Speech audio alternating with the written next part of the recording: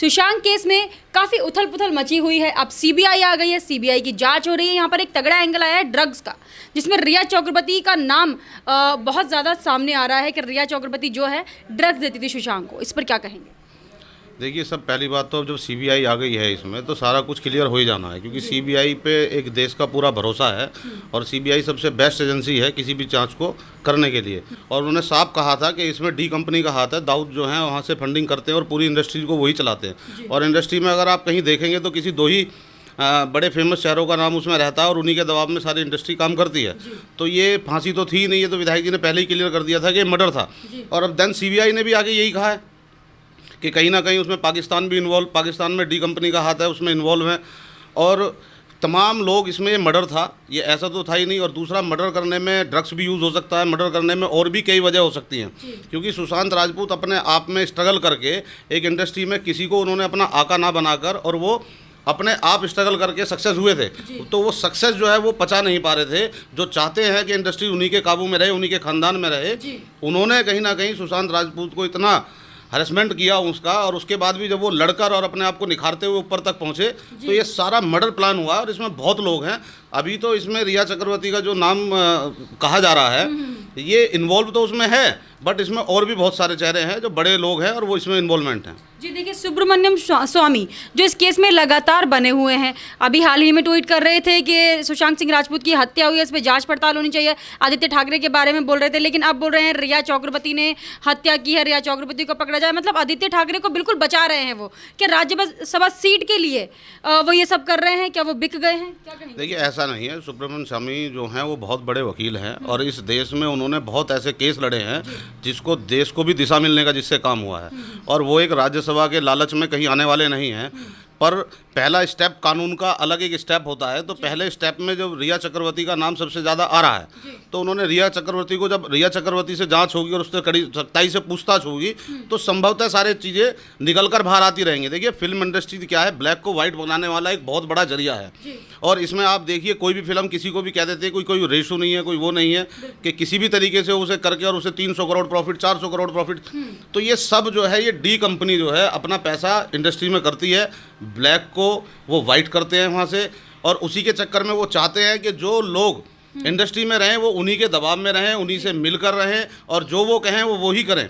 सुशांत राजपूत इसी के लिए अलग, आपने देखा होगा पहले भी फिल्म इंडस्ट्रीज में बहुत ऐसी हत्याएं हुई हैं जिन्हें या तो दबा दिया गया या बंद कर दिया गया। पर ये मोदी सरकार है, देश का नेतृत्व एक ईमानदार आदमी कर रहा है जिसका कोई अपना निजी एजेंडा नहीं है। देश के प्रधानमंत्री किसी भी जीरो टॉलरेंस पे हमारी सरकार काम करती है। कभी भी वो नहीं चाहेंगे कि किसी के साथ भी कोई अत्याचार हो। हमारी सरकार में 100% ये सही मुकदमा खुलेगा और अपराधी इसमें कहीं भी हों, चाहे वो पाकिस्तान में छुपे हुए हों चाहे वो इंडिया में छुपे हुए हों, उनको सज़ा जरूर होनी है। और सुशांत राजपूत का एक एक पन्ना जो है उनका, जो मर्डर मिस्ट्री हुई है और उसमें पुलिस ने जो अपना भूमिका बिल्कुल एकदम शून्य के बराबर निभाई है, कहीं ना कहीं महाराष्ट्र सरकार और महाराष्ट्र पुलिस इसमें इन्वॉल्व है उन्हें बचाने के लिए, क्योंकि वो नहीं चाहते। एक तो उनकी साख की बात है और कहीं ना कहीं उनका भी इन्वॉल्वमेंट इसमें है। इसीलिए आपने देखा होगा भी मीडिया में भी थोड़े दिन पहले एक आ रहा था कि उस ताले वाले का जिक्र, उस ताले वाले ने ताला खोला और ताला खोलने के बाद उसे गेट पे नहीं जान दिया, जबकि ऑब्वियसली सब जानते हैं कि अगर हम भी किसी ताले को तोड़ेंगे और जब हमारा कोई व्यक्ति अंदर है तो 100% हम सबसे पहले गेट को खोलेंगे और देखेंगे स्थिति क्या है, हमारा आदमी बेहोश है, क्या हुआ क्या नहीं हुआ। पर ऐसा नहीं हुआ, उसे पहले बाकायदा ताले वाले को छोड़ा गया और उस ताले वाले का कहीं भी कोई जिक्र नहीं करा गया। तो ये अपने आप में बहुत सारी ऐसी चीज़ें हैं इसमें।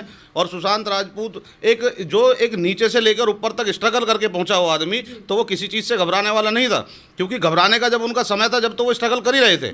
जब उन्होंने इस स्टेप को नहीं अपनाया तो आज सक्सेस की ऊंचाइयों पर पहुंच के वो इस स्टेप को कैसे अपना देते। कहीं ना कहीं ये ड्रग्स का मामला दवाइयों का भी आया है कि किसी ना किसी से उनका इस तरीके से भी हरेसमेंट किया जा रहा था कि कहीं ना कहीं वो मेंटली डिस्टर्ब भी हो जाएं।